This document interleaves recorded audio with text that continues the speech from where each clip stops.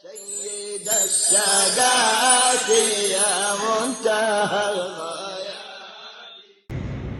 Al-Imam Asy-Syafi'i ini namanya Muhammad bin Idris.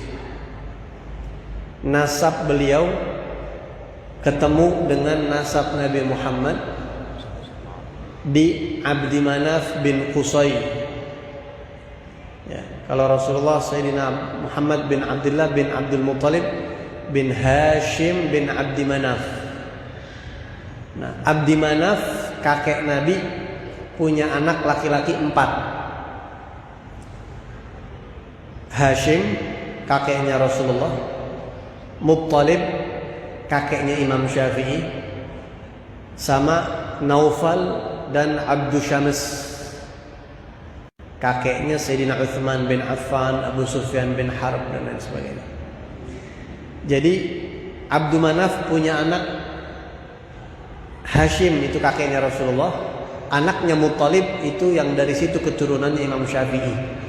Jadi Imam Syafi'i ini adalah imam madhab dari keturunan Arab dan dari keturunan Quraisy. Imam Syafi'i keturunan Quraisy, ya, bersambung nasabnya dengan Rasulullah SAW. Hashim dan Muttalib kakeknya Nabi sama kakeknya Imam Syafi'i yang adik kakak itu CS-an. Di saat yang sama Abdus Syams sama Naufal. Jadi ada 2 kubu tuh, 4 saudara. Ada kubunya Abdus Syams sama Naufal, dia pada akur berdua. Hashim sama Muttalib akur berdua. Bukan berantem tapi lebih cocok begitu ya. Kayaknya lebih sinkron di berdua begitu.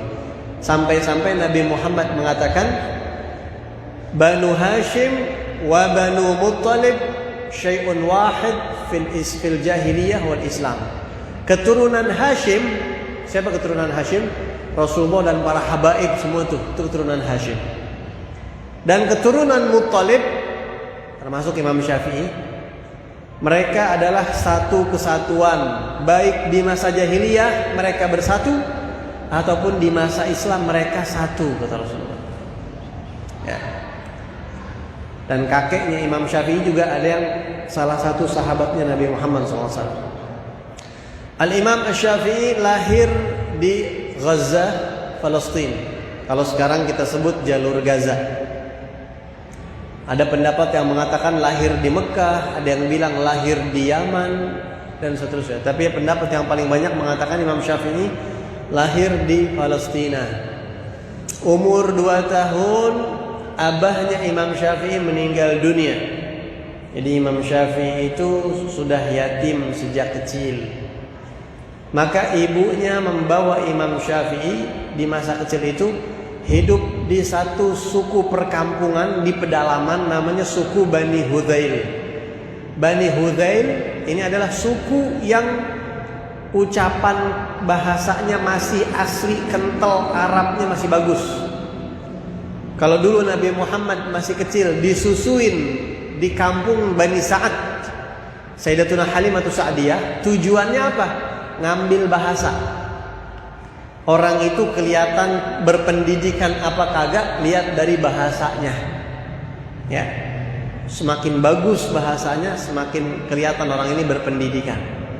Imam Syafi'i ngambil bahasa di Bani Hudzail. Itu salah satu suku yang paling murni pada saat itu bahasanya. Kemudian dibawa sama ibunya ke kota Mekah untuk belajar. Dan di sana beliau belajar dengan banyak para ulama sampai beliau khatam Quran. Hafal Quran, talaqi Quran dari guru-guru di sana dan belajar fikih. Ya, umur 7 tahun sudah hafal 30 juz Al-Quran.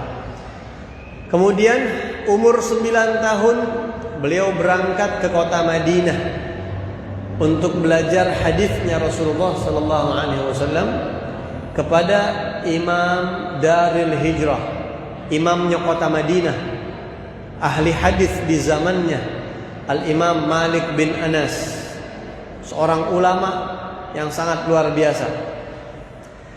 Di tengah perjalanan Al-Imam Syafi'i dari kota Mekah ke kota Madinah itu ngafal kitab Al-Muwatta karya Imam Malik yang lagi mau belajar sama beliau. Imam Syafi'i jalan ke kota Madinah pengen belajar sama Imam Malik Imam Malik pada saat itu sudah menulis kitab hadis namanya kitab Al-Muwatta. Waktu itu belum ada Sahih Bukhari. Sahih Bukhari nanti di bawah, masih jauh. Ya. Imam Syafi'i meninggal, Imam Bukhari baru lahir. Nah, kitab Al-Muwatta ini adalah kitab yang paling akurat dulu di zamannya. Al-Imam Syafi'i mengatakan, "Ma tahta adimis sama kitab asah minnal Muwatta," atau kama qala. Di kolong langit tidak ada kitab yang paling akurat setelah Al-Qur'an. Tidak ada kitab yang paling valid, yang paling akurat setelah Al-Qur'an kecuali kitab Al-Muwatta. Ya. Al-Imam Syafi'i ini lahir tahun 150, saya lupa. Jadi beliau lahir tahun 150 Hijriah. Di hari lahirnya Imam Syafi'i, di hari itu pula wafatnya Imam Abu Hanifah, imam madhab juga. Ya. Imam Abu Hanifah, imam besar, Masya Allah. Sehingga beberapa orang sempat mendengar suara di hari itu, "Mata imam wa wulida imam."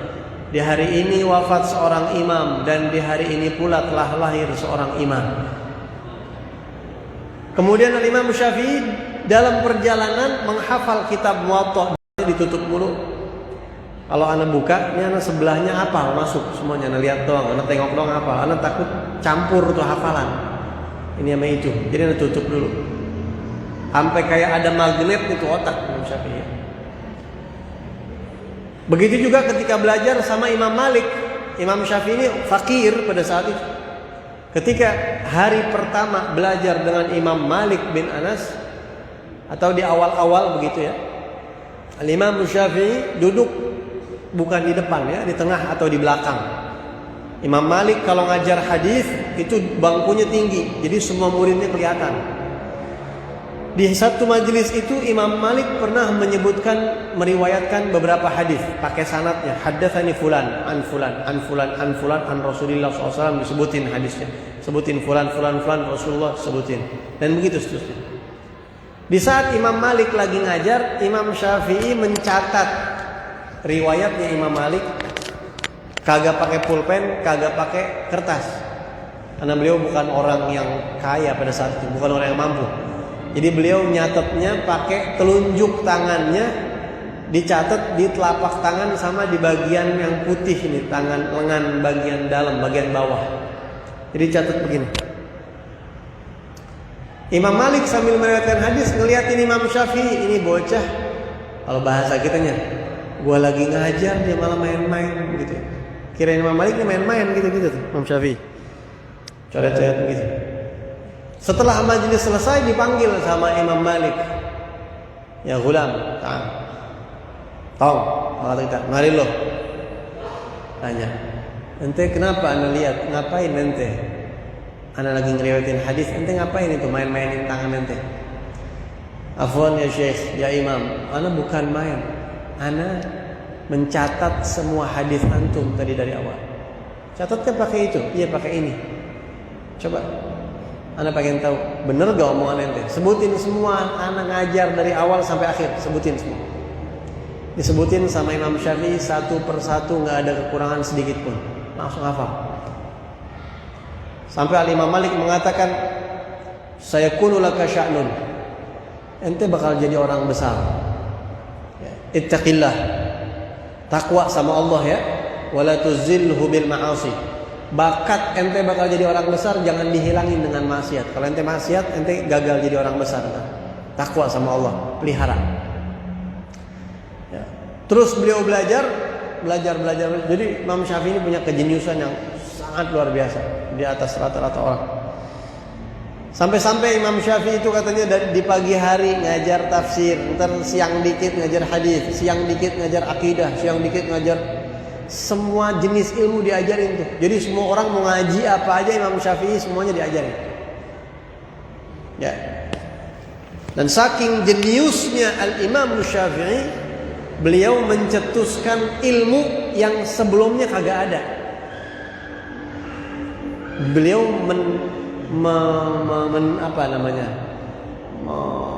membuat begitu atau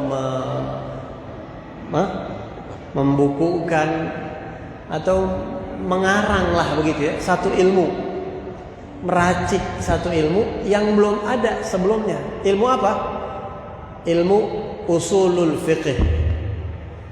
Mungkin antum kalau yang nggak pernah mondok atau nggak bergaul sama ulama, nggak pernah ngaji, baru dengar tuh nama. Ya, apalagi kalau yang sekolah umum agak tahu. Ada satu ilmu, ada ilmu fikih, ada ilmu sirah, ada ilmu tafsir, hadis, ada mustalah.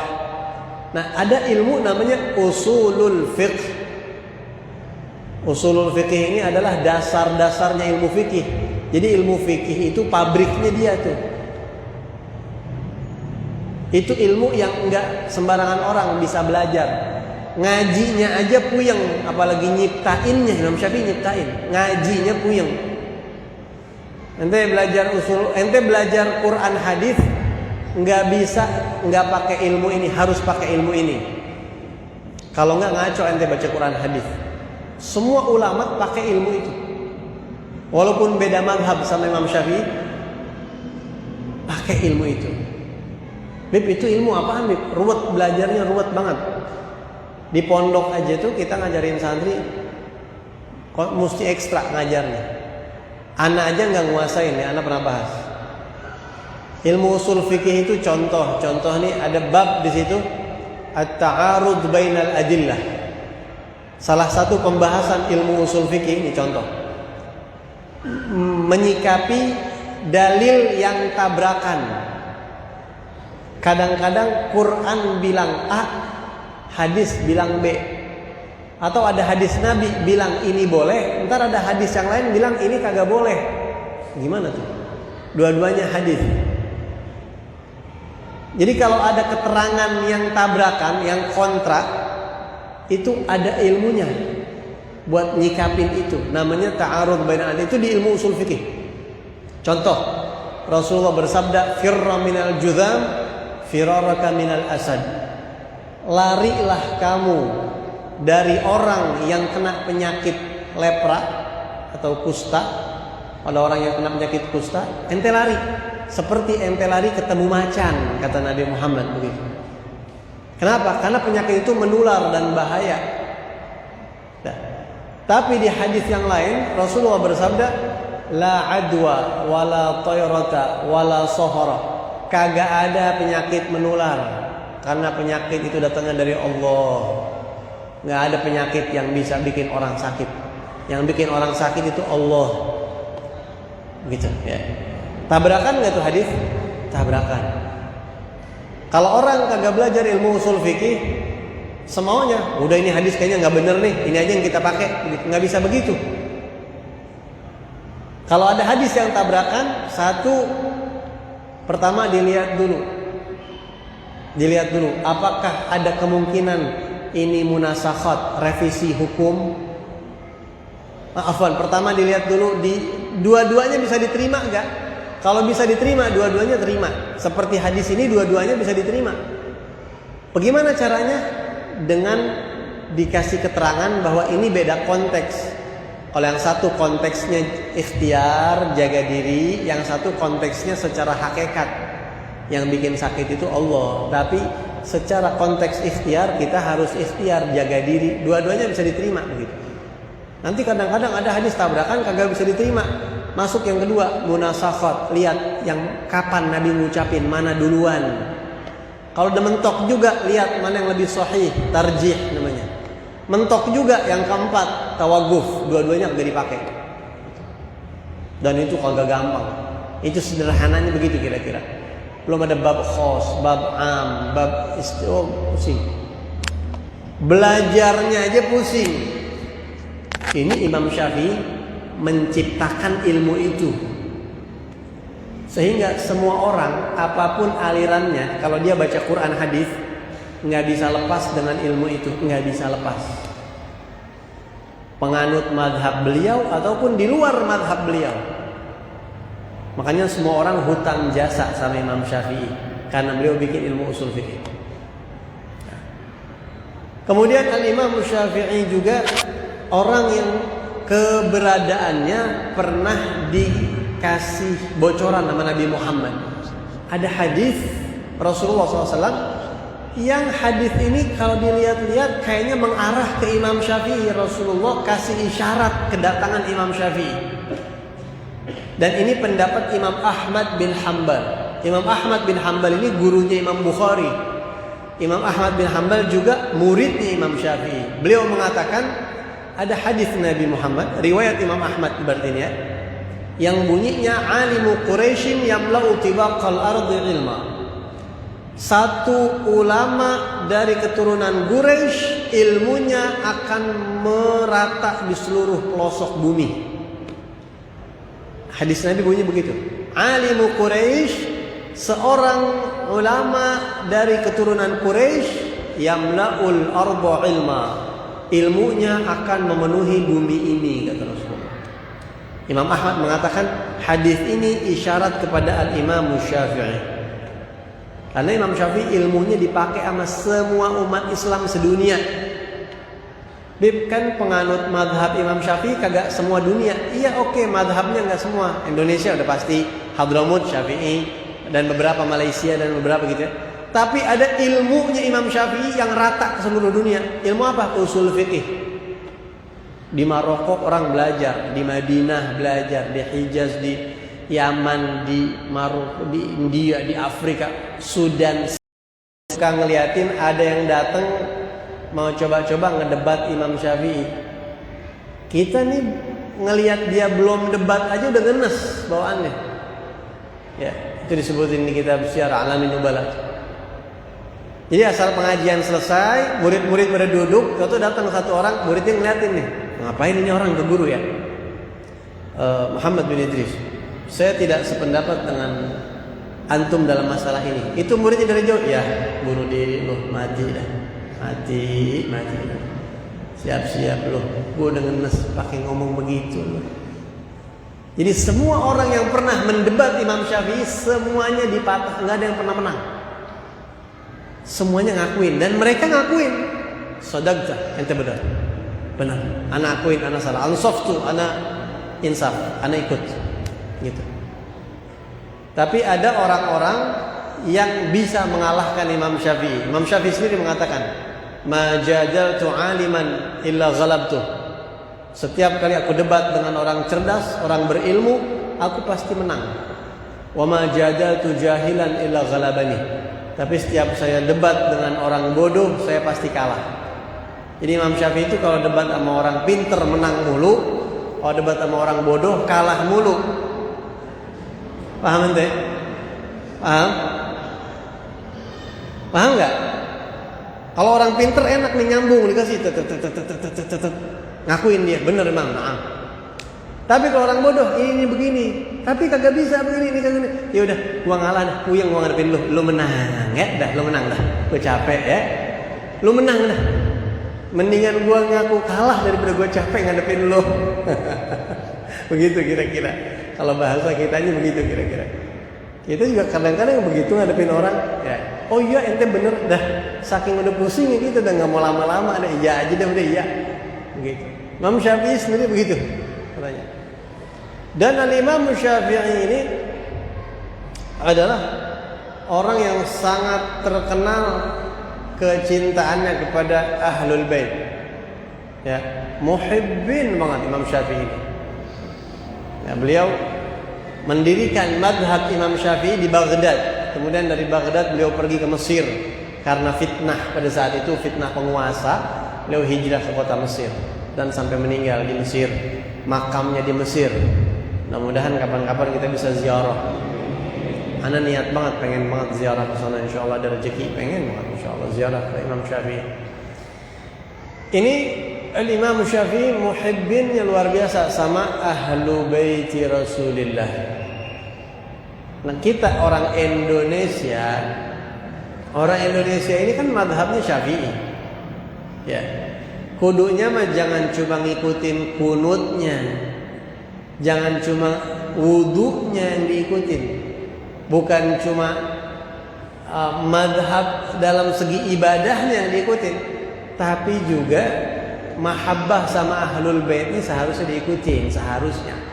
Makanya aneh kalau ada orang katanya madhab Syafi'i tapi sama habaib benci. sama keturunan Nabi benci. Lu ikut Syafi'i yang mana lu? Karena rasa-rasanya ini bukan Imam Syafi'i yang ono, rasa-rasanya ini Syafi'i mana tahu ini. Ya. Sama Ahlul Bait, sama habaib musuhan. Ikut mazhab Syafi'i yang mana? Kagak ada. Imam Syafi'i itu kalau baca kitab fikih Imam Syafi'i, Masya Allah. Kalau baca sejarahnya Imam Syafi'i, Masya Allah. Antum bisa lihat. Kalau anda heran kiai, ulama, madhab Syafi'i, tapi benci sama habaib, sama keturunan Nabi Muhammad. Itu anda heran, anda nggak nyambung tuh. Kenapa? Dia pasti belajar kitab paling kecil itu Safinatun Najah itu. Itu fikih madhab Syafi'i, kitab Safinatun Najah. Di situ disebutin bahwa sunnah ab'ad, ya, sunnah salat yang kategorinya sunnah ab'ad. Yang sunnah ab'ad ini kalau kita lupa atau kita tinggalkan, maka kita sujud sahwi disunnahkan. Di antaranya apa? Baca sholawat kepada keluarga Nabi di duduk tasyahud akhir. Jadi siapapun Anda harus menghormati, mendoakan, mengagungkan keluarga Nabi di dalam sholat. Kalau enggak, sujud sahwi kamu. Sampai Imam Syafi'i mengatakan dalam syairnya, ya ahla baiti Rasulillahi hubbukum fardun minallahi fil kitabi anzalahu. Wahai ahlul bait Rasulullah, mencintai kalian adalah fardun, kewajiban dari Allah yang Allah turunkan dalam firman-Nya, qul la as'alukum alaihi ajra illa al-mawaddata fil qurba. Ini Imam Syafi'i yang ngomong. Kafakum min azimil gadri annakum man la yusalli alaikum la salata lahu. Kalau orang pengen tahu martabat kalian, tingginya kedudukan kalian, cukup tahu satu ini aja nih. Apa itu? Salat kalian cacat kalau kalian tidak bersolawat kepada ahlul bait. Ya. Cukup kalau orang mau tahu derajat kalian wahai ahlul bait, siapapun salatnya cacat kalau tidak solawat kepada antum wahai ahlul bait di dalam salatnya, di dalam tasyahud. Allahumma shalli ala sayyidina Muhammad wa ala ali Muhammad. Nah, terus bagaimana di dalam salat wa ala ali, tapi setelah sholat musuhin, ngatain, gimana tuh? Ya, anda nggak ngerti, nggak habis pikir. Dan Imam Syafi'i luar biasa, cintanya sama ahlul bait luar biasa, sampai dituduh Syiah beliau. Ya, sampai dituduh Syiah Imam Syafi'i. In kana rafdan hubbu ali Muhammadin falyashhadith thagalan an rafidhi. Tapi Imam Syafi'i juga cinta kepada sahabat Nabi, Sayyidina Abu Bakar, Sayyidina Umar, dituduh nasibi. Nasibi itu yang benci habaib, yang benci ahlul bait. Ya. Seperti Wahabi begitulah, kira-kira kurang suka sama ahlul bait kan begitu. Syiah anti sahabat Nabi, gila sama ahlul bait. Wahabi gila sama ahlul bait, anti sahabat, gila sama sahabat, anti sama ahlul bait. Imam Syafi'i kalau lagi nyebut Sayyidina Abu Bakar, dibilang wah nasibi nih anti ahlul bait. Lagi nyebut ahlul bait, wah Rafidi Syiah nih. Kata Imam Syafi'i, terserah lu dah pada. Gua mau dituduh apa kayak terserah. Tetap saya akan pegang jalan saya ini. Imam Syafi'i saking cintanya sama ahlul bait, di Mesir itu ada satu wanita, ada Hubabah, seorang perempuan syarifah namanya Hubabah Nafisah. Ya, ahlul bait, cucu Rasulullah SAW, seorang syarifah. Mungkin ilmu tinggian Imam Syafi'i, murid banyakan Imam Syafi'i, terkenalan Imam Syafi'i. Tapi Imam Syafi'i kalau lagi sakit, panggil muridnya, suruh bawain air, minta doa sama Syarifah Nafisah, bilangin buat Muhammad bin Idris, doain saya, bilangin. Kalau dia ada hajat, kirim salam sama Syarifah, bilangin Muhammad bin Idris ada hajat. Kadang datang minta doa. Sekelas Imam Syafi'i datang sama perempuan Syarifah. Sampai ketika beliau meninggal dunia, wasiat, kalau saya meninggal tolong jenazah saya bawa setelah disolatin di masjid, bawa ke rumah Syarifah Nafisah, minta beliau solatin jenazah saya. Sampai pesan begitu sama murid-muridnya. Ya. Nah, Imam Syafi'i ini meninggal masih muda, umur 55 tahunan kalau nggak salah. 56 tahun cuman. Muda kan? Kenapa Imam Syafi'i meninggal? Beliau sakit, kalau sakit beliau kena penyakit ambeien juga ada sakit. Karena kelamaan ngajar. Wah, panjang kalau dibawain. Tapi beliau jalani seperti itu dengan ridho. Nah, salah satu sebabnya beliau meninggal karena ada teman seperguruan beliau waktu belajar bareng sama Imam Malik. Temannya ini selalu doa minta kepada Allah biar Imam Syafi'i buru-buru mati. Ya Allah, pendekin umurnya Syafi'i. Ya Allah, buruan bikin wafatkan dia secepatnya ya Allah. Selalu doa begitu. Dia doa diam-diam sendiri, dia doa minta ya Allah. Di saat Imam Syafi'i sakit sebelum meninggal, Imam Syafi'i sakit, ini temennya yang selalu doain Imam Syafi'i nengokin. Datang. Kif Muhammad bin Idris, ishalak, bagaimana keadaan ente? Kalau bahasa kitanya, kan ente yang doain aneh biar cepat mati. Aneh kan begini gara-gara doa ente ini. Ente girang kan kalau aneh cepat meninggal. Dipuji Imam Syafi'i rahimallahu Muhammad bin Idris, innahu kana rajulan yuhsinul wudu. Kata Syarifah Nafisah, mudah-mudahan Allah rahmati Muhammad bin Idris Syafi'i. Dia ini orang yang sempurna, wudunya sempurna. Karena orang kalau wudunya sempurna, salatnya sempurna. Kalau orang salatnya sempurna, agamanya sempurna. Dan Imam Syafi'i salah satu wali Allah yang telah mencapai ke maqam tingkatan abdal, wali besar, mata batinnya tajam. Setelah beliau meninggal dunia, ada sebagian orang yang mimpi berjumpa Rasulullah SAW, mimpi ketemu Nabi Muhammad SAW. Sebenarnya kalau cerita Syafi'i panjang ya, banyak. Semana nggak bisa ceritain semua.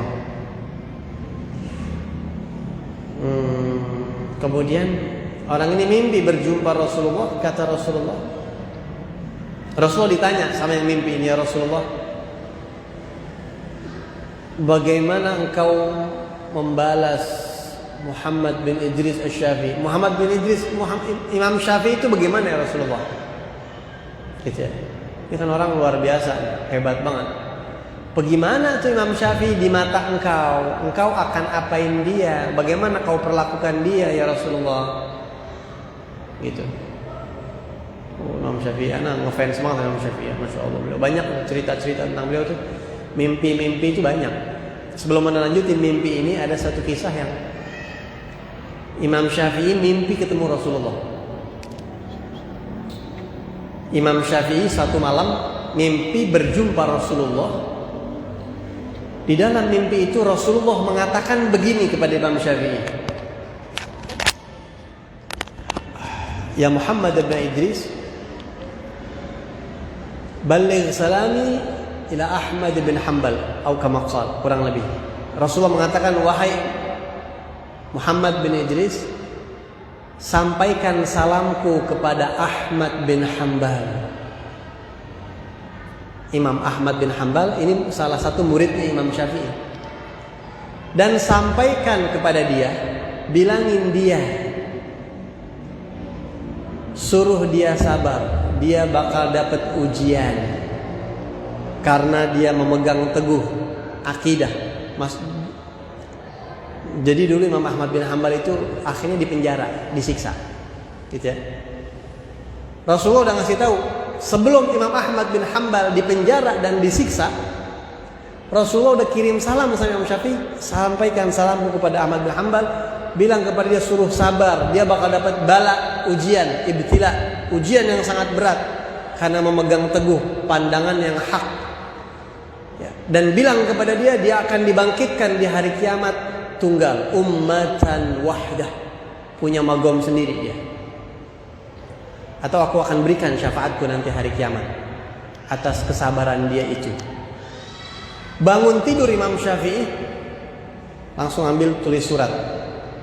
Imam Syafi'i tulis surat, yang surat itu untuk Imam Ahmad bin Hanbal, bahwa aku tadi malam mimpi berjumpa Rasulullah. Rasulullah kirim salam sama engkau.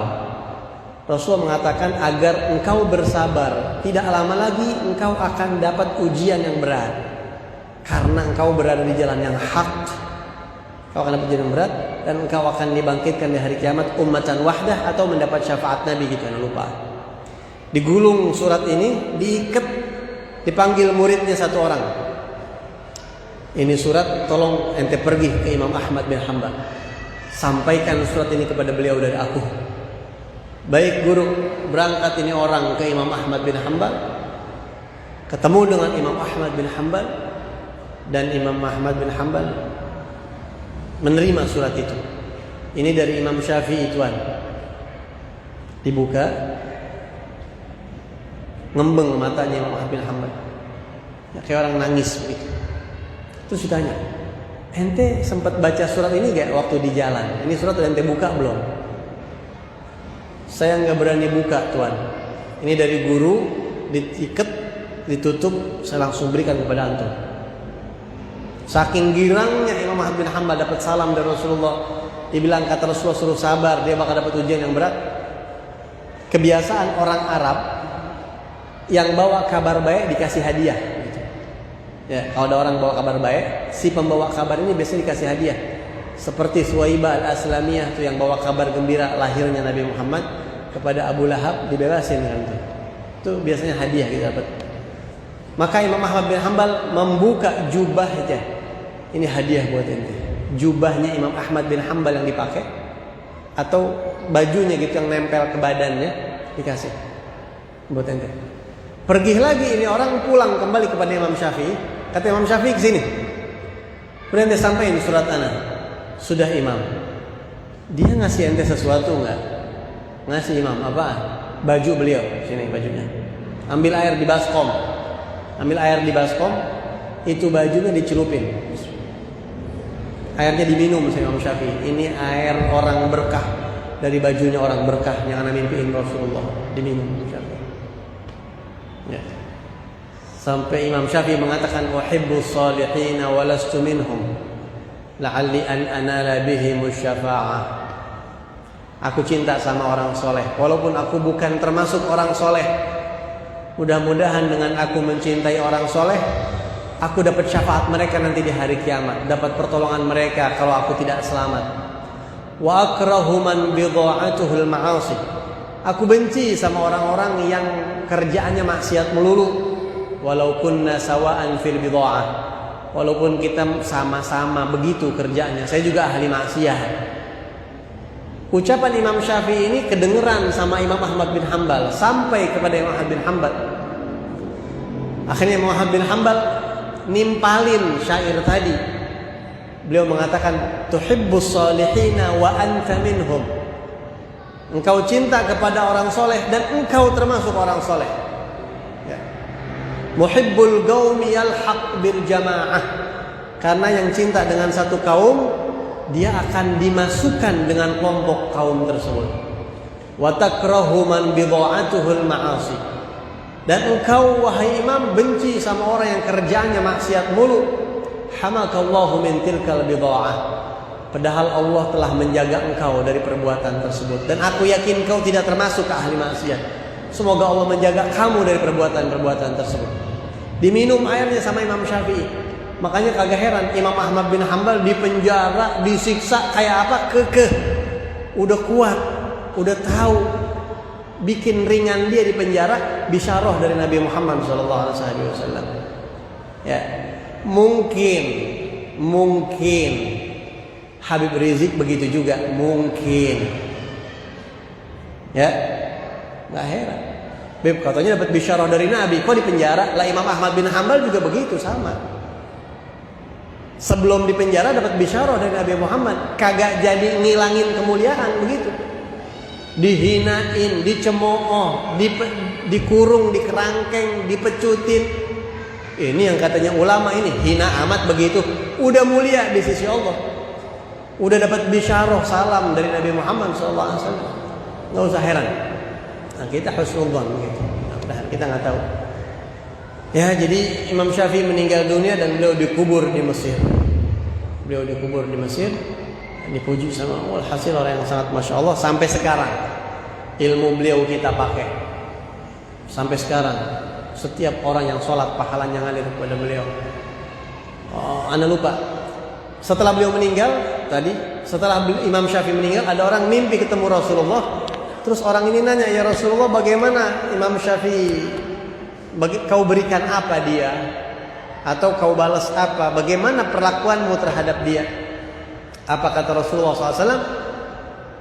Aku berikan dia syafaat masuk surga tanpa hisab. Aku berikan dia tiket masuk surga tanpa hisab. Aku tarik dia di rombongan orang yang masuk surga di kloter pertama tanpa hisab. Tahu kamu sebab apa? Sebab aku ridho dengan solawat yang dia susun di dalam kitabnya Ar-Risalah, di dalam muqaddimah kitab Ar-Risalah. Allahumma shalli ala sayyidina Muhammadin wa ala ali sayyidina Muhammad. Kullama dzakarahu dzakirun wa ghafala an dzikrihil ghafilun. Itu salawat Imam Syafi'i. Kata Rasulullah, sebab salawat itu ana ridho sama Muhammad bin Idris Asy-Syafi'i dan akan masukkan dia ke dalam surga tanpa hisab. Aku berikan syafaatnya. Mudah-mudahan kita bisa ketemu kumpul sama Imam Syafi'i